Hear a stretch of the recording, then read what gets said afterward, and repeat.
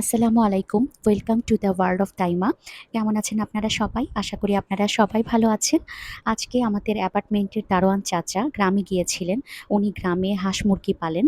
তো উনার পালিত হাঁস মুরগির ডিম নিয়ে এসেছেন আমাদের জন্য। এখানে ১ হালি দেশি মুরগির ডিম আছে আর ৪ হালি হাঁসের ডিম আছে। আমি ডিমগুলোকে এই কেসে করে ফ্রিজে রেখে দিচ্ছি। আর এই হাঁস মুরগির ডিম দিয়ে কিন্তু আমি আজকে অনেক মজা করে এগ খিচুড়ি করব। আপনাদের সাথে শেয়ার করব রেসিপিটা। ডিমের সাথে কিন্তু উনি দুধও নিয়ে এসেছেন। এখানে ৩ লিটারের মতো দুধ আছে। আমি এটাকে ভালো করে জাল দিয়ে ঠান্ডা করে নিয়েছি। তারপর বোতলে করে ফ্রিজে রেখে দিব। চলে আসলাম রান্নাঘরে এই খিচুড়ি করব, যে কথা সেই কাজ।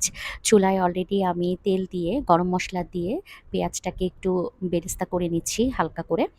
তারপর এতে হচ্ছে চাল ডাল ভালো করে ধুয়ে নিয়েছি। এখানে আমি পোলাও চালটা নিয়েছি। আপনারা ভাতের চালটা দিয়ে কিন্তু খুব একটা ভালো হয় না এই খিচুড়ি। তো চেষ্টা করবেন পোলাও চালটাই দেওয়ার জন্য।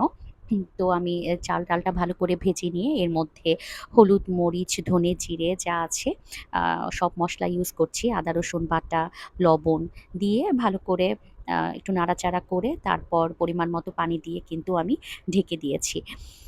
এরপর চলে যাব আমি ডিম রান্না করার জন্য।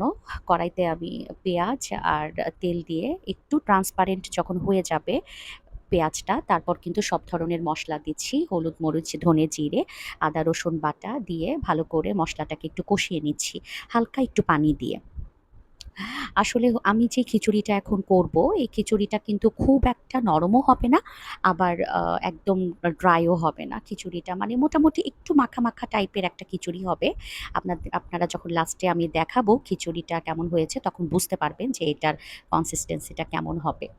তো আমার কিন্তু খিচুড়ি মোটামুটি হয়ে গিয়েছে। এখন আমি যে ডিমটা রান্না করেছি, এই ডিমটা কিন্তু আমি পুরোটাই ঢেলে দিয়েছি খিচুড়ির মধ্যে মসলাসহ। আর এই যে আমার খিচুড়ি রেডি।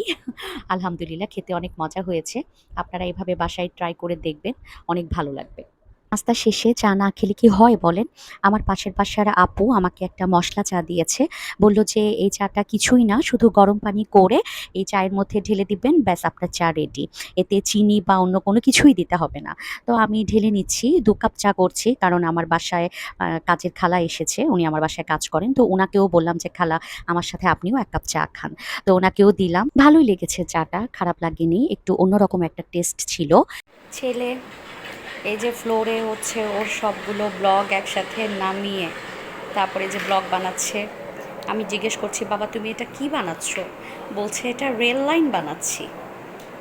আজকে ব্লগটি খুব ছোট্ট করে আমি মেক করেছি। আপনারা সবাই ভালো থাকবেন, সুস্থ থাকবেন আর আমাদের জন্য দোয়া করবেন। নতুন আরেকটি ব্লগে দেখা হবে। আসসালামু আলাইকুম।